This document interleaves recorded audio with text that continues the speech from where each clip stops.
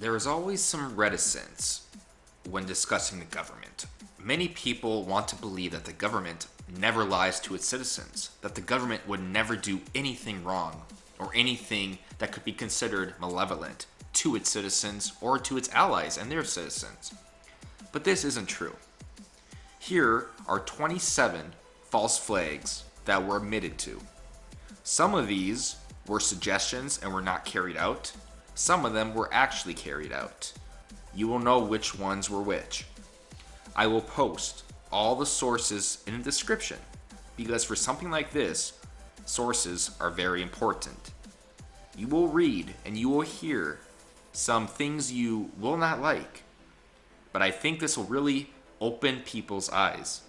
People need to understand that it isn't that far-fetched to see a major government make a false flag attack in another country for whatever reason they want. Usually a nefarious reason.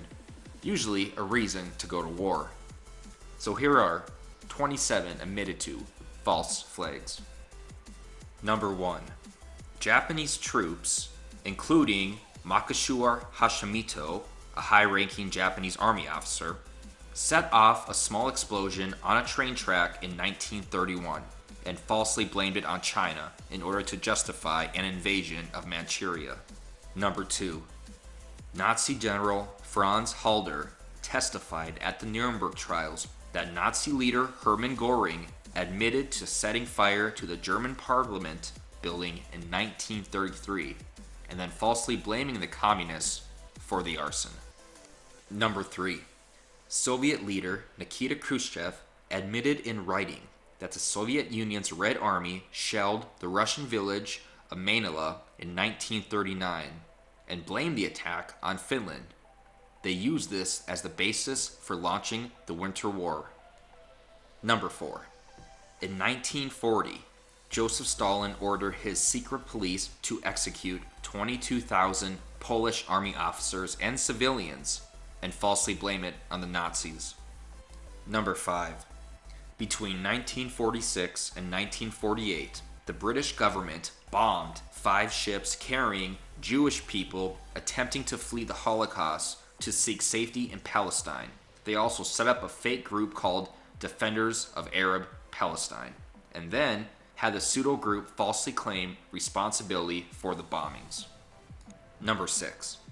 In 1954, an Israeli terrorist cell operating in Egypt planted bombs in several buildings, including U.S. diplomatic facilities, then left behind evidence implicating the Arabs as the culprits.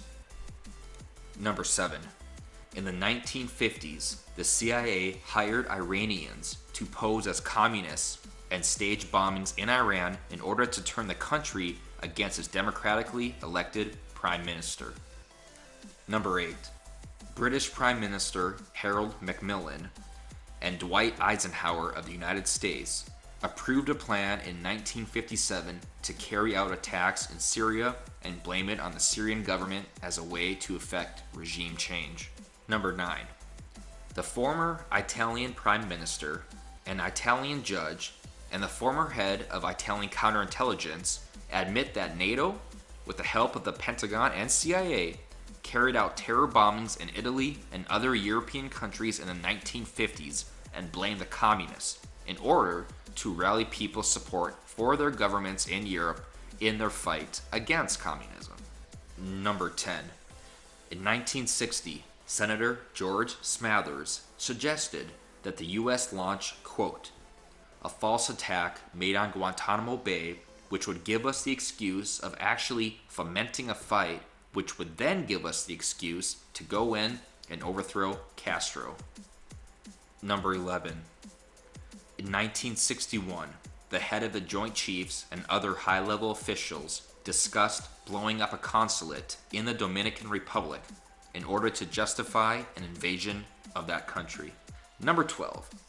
In 1962, the American Joint Chiefs of Staff signed off on a plan to blow up American airplanes and also to commit terrorist acts on American soil, and then blame it on the Cubans in order to justify an invasion of Cuba. Number 13. In 1963, the U.S. Department of Defense wrote a paper promoting attacks on nations within the Organization of American States, such as Trinidad, Tobago, or Jamaica, and then falsely blaming them on Cuba. Number 14. The U.S. Department of Defense even suggested covertly paying a person in the Castro government to attack the U.S. The only area remaining for consideration then would be to bribe one of Castro's subordinate commanders to initiate an attack on Guantanamo. Number 15. The NSA has now admitted that it lied about what really happened in the Gulf of Tonkin incident in 1964. They manipulated data to make it look like North Vietnamese boats fired on a US ship so as to create a false justification for the Vietnam War. Number 16. In the 1950s through the 1970s, the FBI had used many provocateurs to carry out violent acts and falsely blame them on political activists. Number 17. In 1984, Israeli Mossad planted a radio transmitter in Gaddafi's compound in Tripoli, Libya, which broadcasted fake terrorist transmissions recorded by Mossad in order to frame Gaddafi as a terrorist supporter. Ronald Reagan bombed Libya immediately thereafter. Number 18. In 1999, the KGB blew up Russian apartment buildings and falsely blamed it on the Chechens in order to justify invasion of Chechnya. Number 19.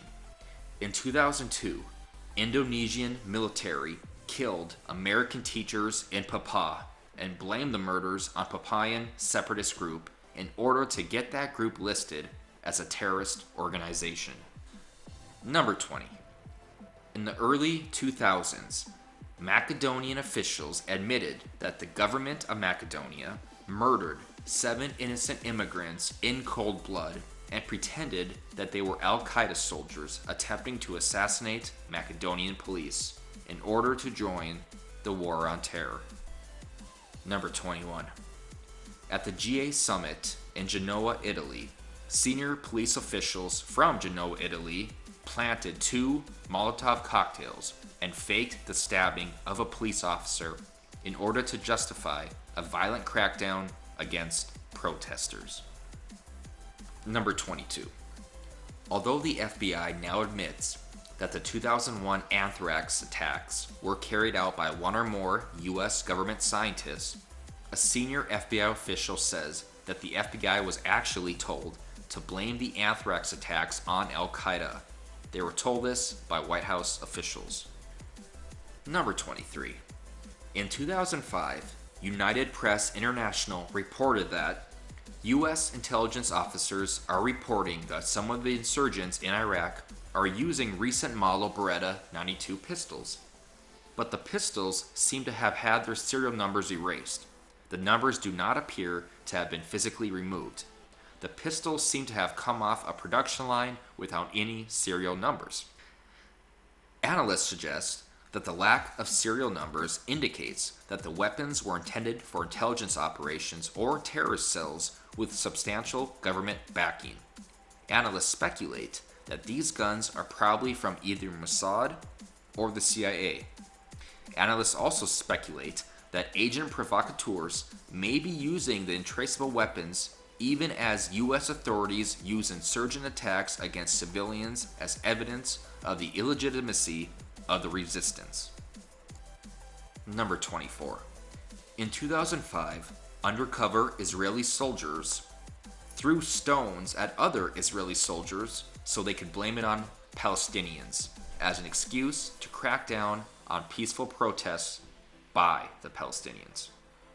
Number 25.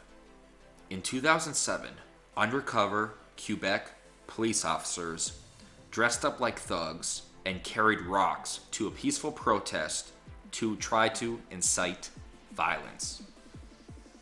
I think you will find number 26 interesting.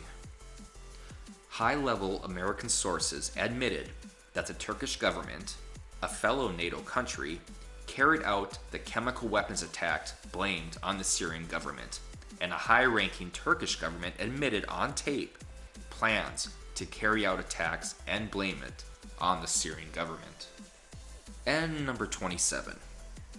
Britain's spy agency has admitted that it carries out digital false flag attacks on targets, framing people by writing offensive or unlawful material and blaming it on the target. We have also seen this recently with the WikiLeaks revelations entitled CIA Vault 7. It turns out that the CIA has the ability to do this on a worldwide scale, to hack entities and to set it up so they can frame other countries. Seems like a digital false flag to me.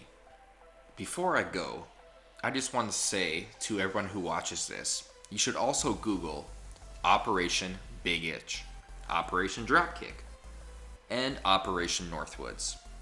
Also, while you're at it, Operation MK Ultra. I think you will find it very enlightening. The moral of the story, the reason I did this video, is because our government isn't so innocent. The US government has done things, nefarious things, like every other government in the world and possibly in history. It is the duty of government to protect its people. How they do it doesn't always coincide with the people's interests. Sometimes the war machine becomes too powerful that it takes charge. That's why it is important to question everything the government tells you. Do not falsely believe it, because the government will lie to you. The government has lied to you. You must question everything they say and everything they do until evidence is proven. Thank you for watching.